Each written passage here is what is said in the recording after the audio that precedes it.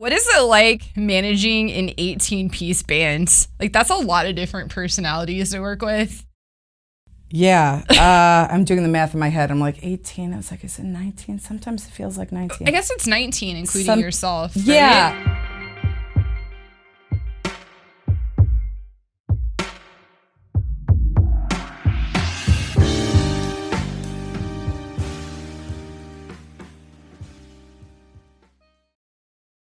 Really cool. Trying to write for that big of a group is really interesting, and haven't had too much opportunity. I've been mostly like workshopping the group, and had one performance, and then had some other like readings of my music, which has been really great.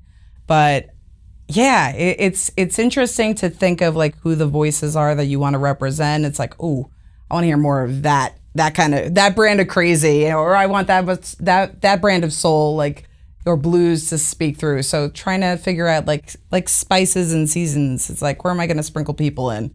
So trying to figure it all as I'm going. Okay. So like just the physical managing of it, is that hard? You're talking about like the prep? Yeah, like scheduling a rehearsal for 18, 19 people. What is that like? Dude, oh my gosh. So just like a whim and a prayer. No, but when I feel like also like as I'm just starting out to get like my groups together, it's like not about just like having like, oh, this person has to be in it, because people are so busy in the city. It's like, I could be talking to someone and we could have plans to do the show together, and I could be kind of counting on them to be there. But at the same time, it's like understanding other professionals. It's like, you know what? I have someone else who could also fit that role and do a crazy killing job, maybe a different take. So having like, the first call, the second call of people, and maybe some people that can also pivot. So that's been pretty cool, like understanding who are the role players and who are, the section leaders, and also what am I looking for. But yeah, logistically, it's a little bit of a nightmare. It's like, all right, got to have this rehearsal and this reading and to see how people gel and how people mesh. But ultimately for me, it's like usually a one-off. I'm not like Maria Schneider touring around the world or anything like that. So yeah, it's been really cool, and seeing people get excited to read new music, whether it's me or someone else. It's surprising how these badass players will be like, yeah, I'm down to read something new. Let's do it. What's it like writing that many parts? What's that process like? I think it's harder for me personally to write for less. Really? It's like, how do I put this? Well, I'm Irish, so it's fine. Don't let the Maniscalco fool you. I'm an Irish lass. But it's like if you have a good drink and it's like a Negroni, and you only have 3 ingredients, man, they better be good. You can't have one ingredient that's like, oh man, that vermouth is a little bit. Like, no, it's like having all those options in those colors and textures. That's kind of something that I usually try and look for in the music. It's like, wow, I'll start with like an idea. I find a lot of like the stuff that I've been writing is more like about like soundscape. So it's kind of, like the jazz orchestra style that a lot of people are doing. It's like playing around with the different pairings and the sections and trying to do different things, and other people having moments. But it's wild. It's like, what else can I do? What else can I play with? How dense do I want to make it? I try to utilize everybody, but. So it sounds like you get a lot of freedom to fuck you want with it. Yeah. Kind of. Yeah. And I try and, because like growing up, like as a millennial, I'm like listening to so many different things. I was thinking about like in my household, I'm listening to like Tower Power. I have like the horn sections and I have the funk.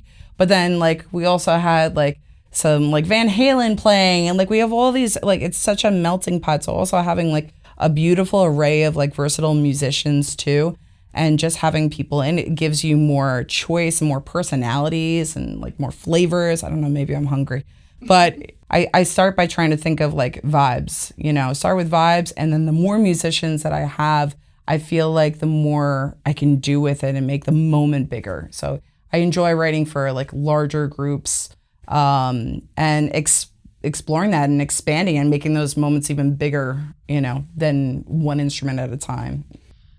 Did you start writing for larger ensembles right out of the gate, or did you start with smaller groups? You know what? It's funny. I want to say I started writing just like little like melodies or things for myself. I'll just play around like with piano and just like brainstorm. And I was like, okay.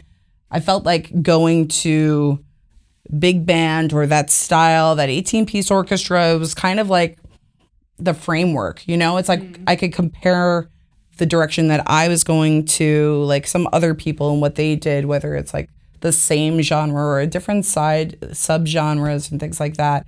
But I use that as a benchmark because also I thought, just you were talking about management a second ago, it was just so much easier for me to say, you know what, I'm going to write something and bring it into my friends group, or I'm going to bring it into like this awesome high school and have them read it for me. And just that was the big thing. Try to experience like my musical thoughts and just have them played live, you know? So it was easier to do that with like a built-in big band structure.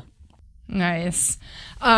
Speaking of having different groups read your music and perform it, what is it like not just to have not just only one, but 3 separate pieces of yours premiered 3 different times at Carnegie Hall?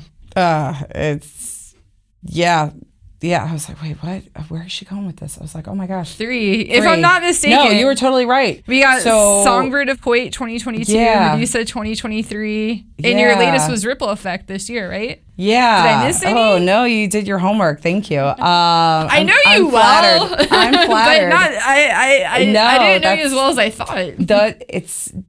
That was such a wild thing. So again, like, one of the big things is like understanding like community, which is what I love. Like you guys are doing is like building your scene and branching out to different like audiences. For me, it was great about having people take their groups, take their musicians, take their school programs and be like willing to like, hey, why don't you bring in chart, see what it sounds like. So I've been very lucky to have a strong support staff and bring in things to a couple of high school organizations. It started at Carnegie Hall.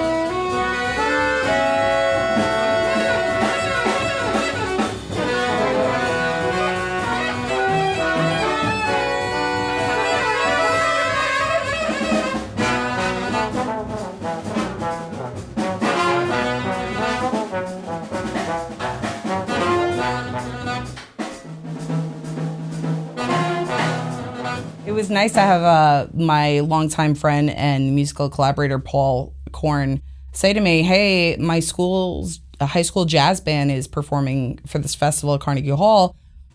Can I have that piece that I've heard you write? Can we play it? I was like, yeah. And that was the first instance. And it's wild because it's this world-renowned theater, and concert hall and venue that so many people play through the years in musical history and New York history. And it was scary. It was like really scary. The first time, actually, that first piece, Songbird for Hoyt, was actually the only one that has been played by a jazz band. Mm-hmm. The other ones were commissioned wind ensemble pieces, which was a whole nother thing, a whole nother palette of colors to choose from. And it was wild because I heard another group, another jazz band perform that night before my piece premiered. And I remember the acoustics were just so wild because they really weren't mics. The only mic that was there was for the MC, the host to introduce the pieces, and then one solo mic. And I remember it just like washing over and it just sounded like a bathtub in there. It's a beautiful sound, but it was just not great for that style of writing and style of jazz band. But I was so nervous. So when my piece came, it was a very sparse intro. And I was like, I don't know what this is going to sound like. And it just kind of echoed and reverberated through the entire thing. And it was just like, like, it was a very, very cool and surreal moment. So that was pretty awesome. But I can't even imagine what that's like. I was stalking you, like, beyond my normal stalking of you, like, as a friend. But because I saw in March March of this year you premiered, and then I was just digging. I was like, wait, that's not her first premiere, because in the back of my mind I was thinking, wait, I know I've seen Carnegie Hall. Like, I know I've congratulated you before. I was like, wait, Absolutely. How many times does this happen? I was like, holy shit, 3 times. It's so wild, dude. And this year also was a piece that I wrote for the specific high school and the specific same high school, same program as the first one. But this one, it was special, even more special, I should say, because I was writing a brand new piece of music for the Susan Wagner High School Wind Ensemble, and some of my students, some of my babies that I taught in my elementary school were in this band. And not even just the students from that school. I also work, through some other music programs in the New York City Department of Education. And some of those kids were in the high school group too. So I made the piece Ripple Effect based on, you never know how people are going to come into each other's lives. And it was just so great to see them continue their musical journey, and that I got to be a part of it in some way too, even, making it so much more special those years later. So it was really cool.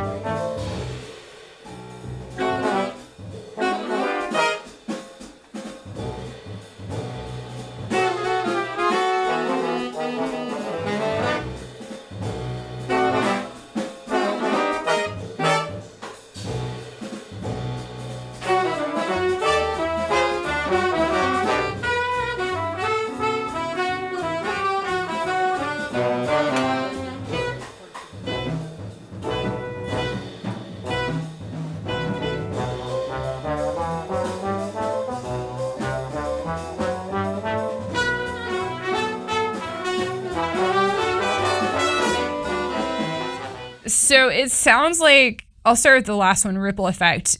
Did you know you were writing for a high school ensemble when you wrote that? Yes. Yeah. So when you have that in mind, does that limit you in any way? Like, I can't, I want to do this crazy out thing, but it's like, I want to do this time meter. It might be a little hard for them. Yeah. Well, first off, this program is ridiculous. They're playing at Carnegie for a reason, and they can handle it. And they're up there with other programs and organizations around the world. So they definitely perform at a super, super high level, which is great. But with that in mind, I actually appreciate it. Just kind of like what we were talking about a second ago about, writing for a large ensemble. I went to big band because it was already a certain framework. But knowing their levels and knowing their program of the music that they play going into it, it actually like kind of formulated the box for me. So it's like I knew that they were looking for, a piece about this length and time. I had carte blanche to do whatever I wanted with it. I did consider that time, time to rehearse, time to prepare, and time to write the thing. I had to make sure that it was playable, and it was something that was going to have them sound good too, because that's a goal for me, obviously. It's right. I don't want to write something that's going to sound hard and be questionable and not be pleasing. It's like, no, I want to make music. I want to have the moment with the students. So it was really easy to do that, because it also helped me as an educator figure out like, wow, okay, that's what this level means. And I got to dive in a little bit more to like the New York State standards of music and what those different levels of difficulty are, because it goes through 1 through 6 being the hardest. So it was really interesting to figure out what I'm hearing and, what I'm trying to get them to do. What's the objective? I'm seeing a trend already that I don't know if I was expecting it, but I'm picking up on your theme. To me, is that you actually find a lot of freedom in frameworks. I think a lot of musicians kind of, I don't want to say scoff at, but I feel like they kind of turn down their nose at traditional frameworks, like standards, for example. Sure. Birch Grove Media, we obviously focus a lot on more avant-garde music, but we still appreciate, standards. And I think too many people in our genre, to be quite honest, don't recognize that there's a lot of freedom within a framework still. Like you can still play out, you can still do so much. Not just with the framework of traditional, whether it's wind ensemble or a jazz standard, but also the framework we originally started with this conversation of the big bands.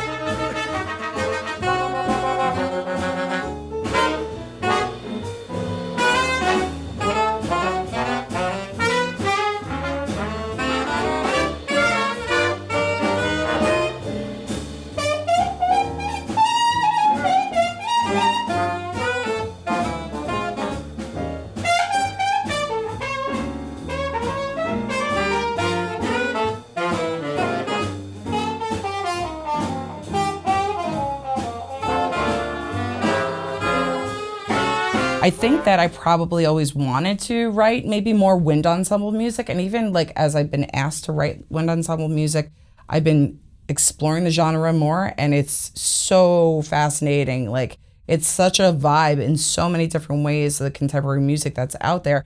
But while I love that kind of scope and that narrative, I love being able to provide elements of improvisation. I am not a strong improviser. I enjoy writing music for others to play and put their mark on it. And I think that's the beauty of some of it too. And just constantly exploring it, whether it's the improviser and making a vehicle for them to be featured and do something special, or if it's the rhythm section and just like kind of having that conversation, because, such is life, right? We're all in it. We're in a room right now. We're having a certain conversation. Like you could blow out that fourth wall and that'll be something else. And that will definitely contribute to our conversation. Blow out the fourth wall. Yeah, right, exactly. Pew, pew, pew. Birds coming in, everything, helicopters, all the murder of crows, all those things. But it's interesting. And I have so much respect for the music that y'all do. And I remember at the last gig, I was like, Alan, can I see your sheet music? And I was like, what the fuck is this? And I'm like looking at it. I'm like, dude, my brain doesn't work like that. And that's the beauty of it too, as artists, like our different perspectives and how we want to say sometimes the same thing in so many different ways and communicate. But improvising is just so fascinating. So the avant-garde scene is something that always like blows my mind. I totally dig it.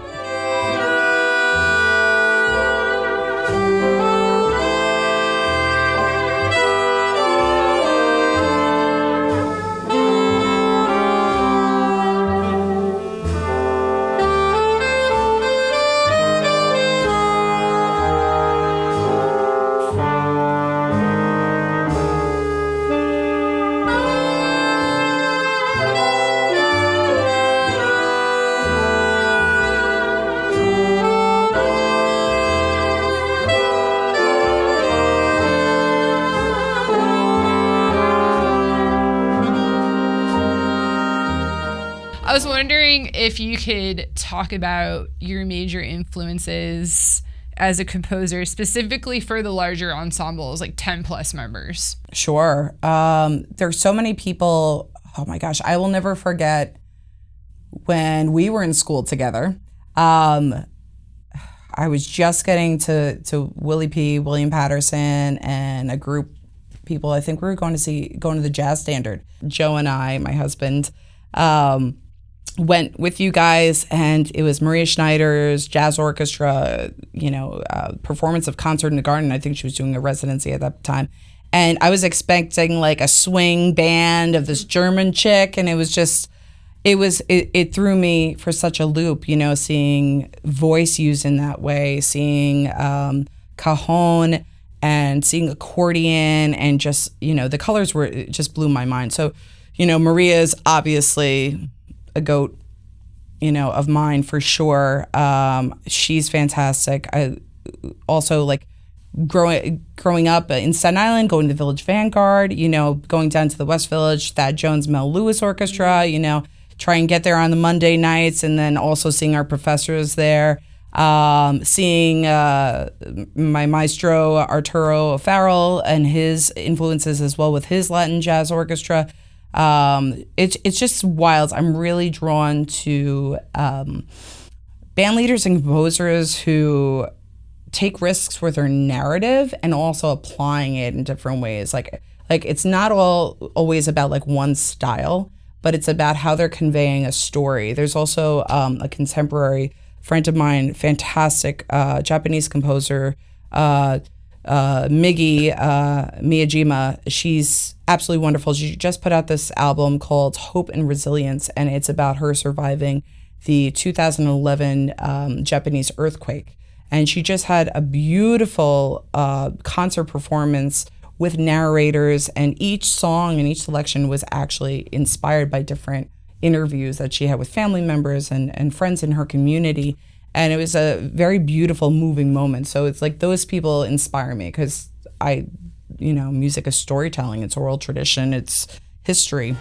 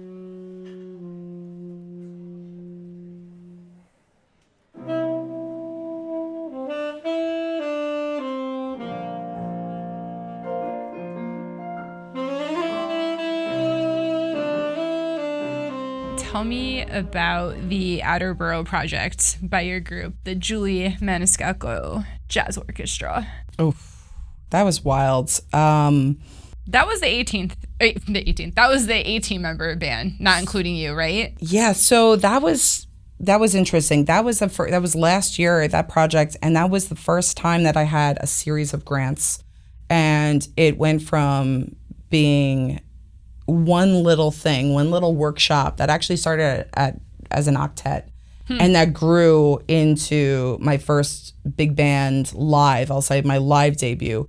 I say that because my first grant was in 2020, and it was for Terroir Music for Jazz Orchestra. However, because of the pandemic, it had a shift to a virtual performance, which honestly was the best thing ever because I was able to use that footage. Well, first off, I learned how to start video editing, which was wild.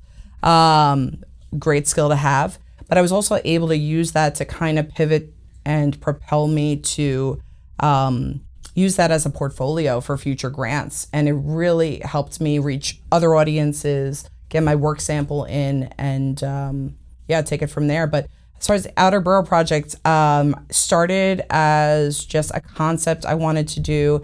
A born and raised proud Staten Islander. Staten Island gets a lot of flack. It's the forgotten borough. But, just being there all my life as an educator on Staten Island, a musician, an artist in Staten Island, a resident, lifelong resident of Staten Island. Just wanted to do something, based on what I know the best. And it started as an artist residency. My first artist residency was at the Newhouse Center for Contemporary Art, and that's in Staten Island in Snug Harbor, Cultural Center and Botanical Gardens. So it started as this 1 month long, residency, and I just had little vignettes talking about different things that I wanted people to know. When I was in the BMI Jazz Composer Workshop, I was meeting so many people that were coming from all over the world that were coming to New York for different reasons, right? A big melting pot. But I realized it was so rare to find someone who was actually a native New Yorker. So that inspired me to start thinking about this project. So I started with the grind, not coffee, although we can argue that coffee plays a big role in my life. That's all right. But talking about like the commute, going from, taking the Staten Island ferry over to the city, planes, trains, and automobiles. And we have Ray's, not Ray's Original Pizza, but Ray's as in, the forest lands we have, like we're the borough of parks. So there's so many beautiful landscapes there. Then I had some other movements of some other things going on. And from that program, I was able to present just different moments of things that are important to me about Staten Island. And I rolled that into a different grant. And I expanded on that with the dectet. And then I was able to get a NYSCA, New York State Cultural Arts grant. And that was an artist commission to hash that out for something bigger. So going back to the beginning, you were asking me about managing and writing voices. It was so great to take this kind of almost like a lead sheet arrangement and just make it something so much bigger. I love how you just took the spotlight and put it on Staten Island.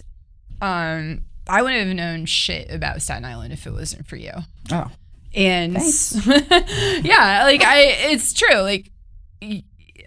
I wouldn't know anything, and that says a lot, because think of how many Midwest transplants and so many different people that just probably shit on Staten Island and don't know a thing about it.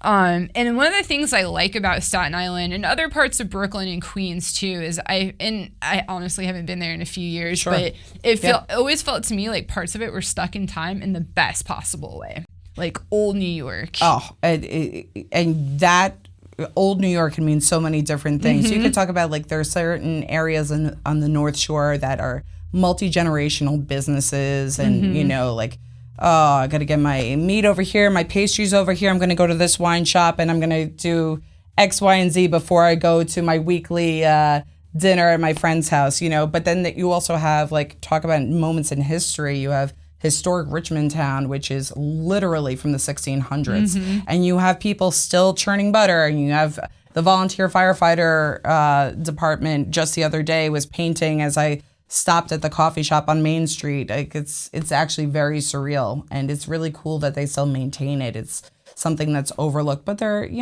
with any big city, there are always these hidden gems. Yeah. And I think the thing is, for me, it was just kind of not saying and fighting that, everyone has to come to Staten Island, like being on the board of tourism or anything like that. But it was just, it was so... Your next grant. Yeah, that's right. Yeah, right, exactly. Hi, I have a business card. Here you go. It's shaped in Staten Island.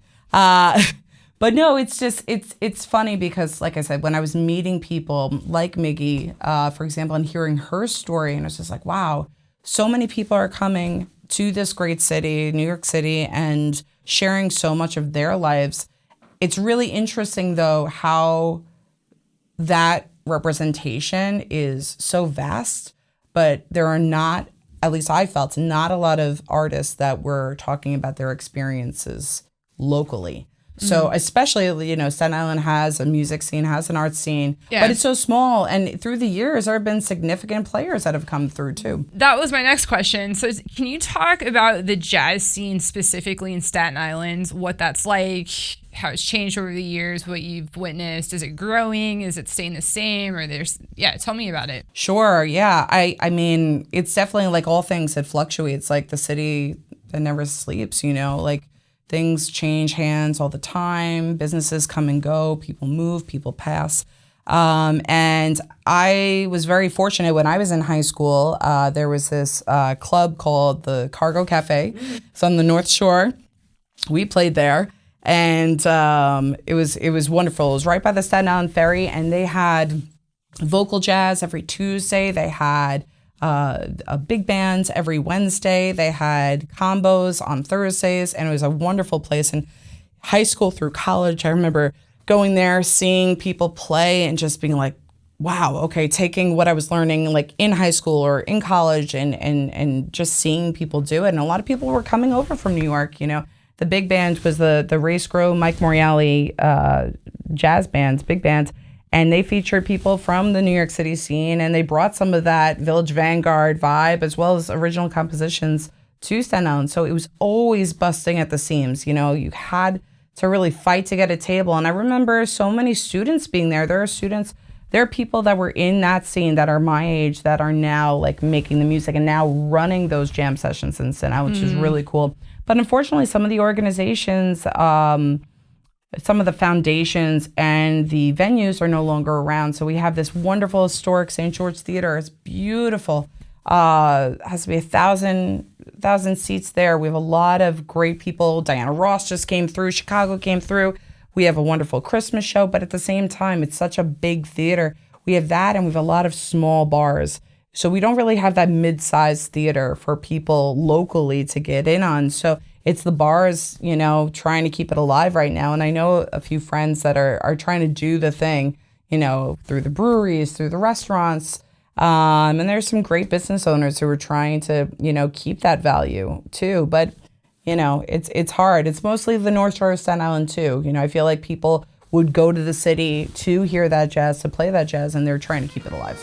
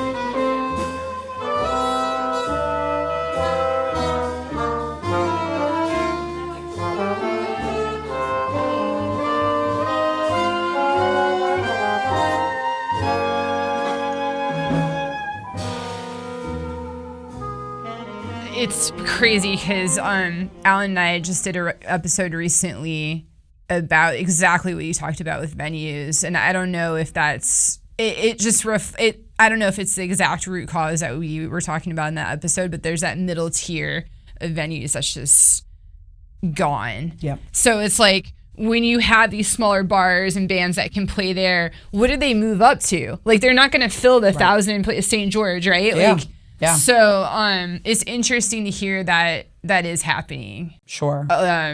In Staten Island too. Yeah, definitely. I like though that people are trying to get gigs at breweries and stuff like that you mentioned. Yeah, I'm really excited. You know, like I said, it's like passing of the torch and trying to get people out, because that's a beautiful thing too. It's like, you know, the high schools have jazz bands. These students are learning and hearing the music, but it's hard because they're not always seeing that application.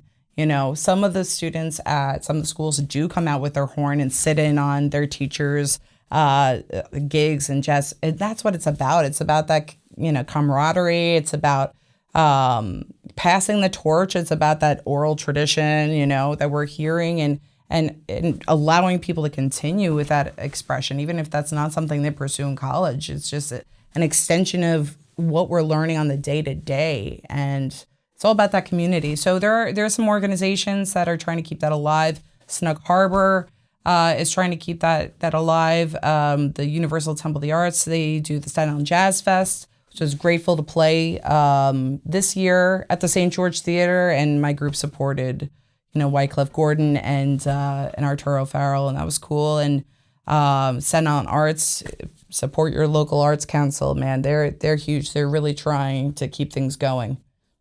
Definitely. And it just kind of sparked another question I kind of half had written down in my notes here, but you mentioned that it sounds like the audience that's coming to these shows is like kind of the students, next generation.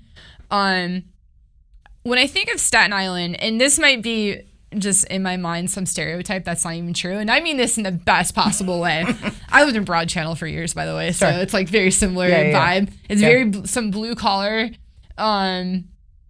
just general working, not just musicians, but just the working class. I feel like has come out, like a lot of firemen.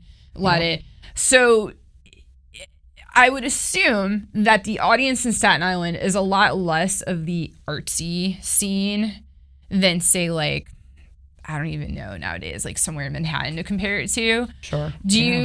How do you see this scene that's the audience specifically going to shows? Like, what is it made up of is my question. I think it's so interesting. I think it's a great question. And one of the things that like I wanted to tap on as like a firefighter's daughter, Respects. Like, we know. Yes, exactly. 100%. There are so many city workers in Staten Island, which is wonderful. Being a city worker, Department of Education, my husband and I, so many people branched out from the city that were trying to keep running, whether it's NYPD, FDNY, DOT, sanitation. There's so many people that keep New York running. But it's a really interesting mixture because some people come to Staten Island because they want that taste of the suburbs. And you could find that kind of scattered. You have a lot of Brooklyn transplants and some people who are just trying to get out of the city but also do that commute. So I think you have a really great blend. As far as the art scene, I think it's a combination of things. It's really interesting because there's so many people that do go to the city for shows, for music. I know for me, it's a really fun combination. Like at my shows, I'm grateful for my friends and family that come out, and some of them, their idea of jazz may be Frank Sinatra. Other people, it may be, I played the clarinet in high school. I was like, I think we played a Benny Goodman medley or something. And then they're usually surprised. And I think that's what's special about it. Just community in different ways, not necessarily the art scene, but the artists are there. And that's what's beautiful. And that was kind of the purpose for me for creating the Outer Borough Project. It was also to say, hey, we have a scene too. Most people forget about it. We forget about the island as a whole. But there's some wonderful artists. They have an annual dance festival. They have film. They have Maker Park Radio.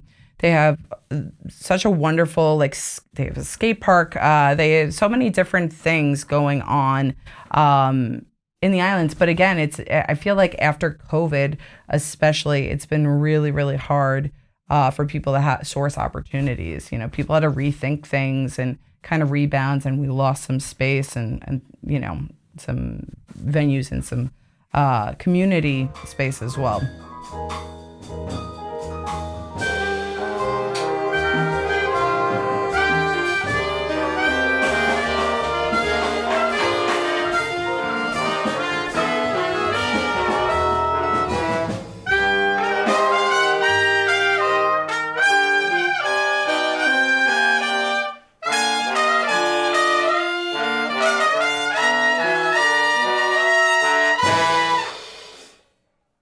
Before we close this out, tell me about your next dectet recording project with the Chamber Music America grant. My group was one of 10 groups chosen for this, and we did a small cohort with all these different like music industry personnel. We had a publicist, we had some entertainment lawyers, we had all these different venues speaking with us about how we can make the most impact with our art. And it was very, very cool. And it's just a wonderful experience. I'm actually one of 2 acts that are from Staten Island in this group, ironically, considering my last project was about, advocating for the Staten Island music scene. Yay, You're making an impact already. Volker Goetze is a fantastic world-renowned trumpet player, so he doesn't need me to acknowledge him. He's doing wonderful. But I'm so thrilled. It's my debut recording, so super, super exciting. The projects that I'm recording is an album concept called In Flux, just because, looking back in the last 6 years since the pandemic, when I received my first grant and I really started to first compose music, it's just been amazing to develop the creative process and figure out, because all of our brains are so different. Some of us are more left brains and logical. Some of us are more right brains and artistic and creative. And I feel like I'm just an interesting set of both. So, just has been such a transitional time, and looking forward to working on that with my group that I've been with more or less for that past five or 6 years in one way or another. So we're going to record in February 2027, and we will be hopefully releasing in summer of 2027. So very excited to use this as an opportunity to document my work. Because leading up to this point, I have some work samples through my virtual projects from 2020 with my big bands for Terroir. But it's great to actually have something to say, hey, this is where I'm at now, and this is where my music is, and the things that I want to share with my community. So I'm excited. It's gonna be fun. Congratulations. Thank you very much. Yeah.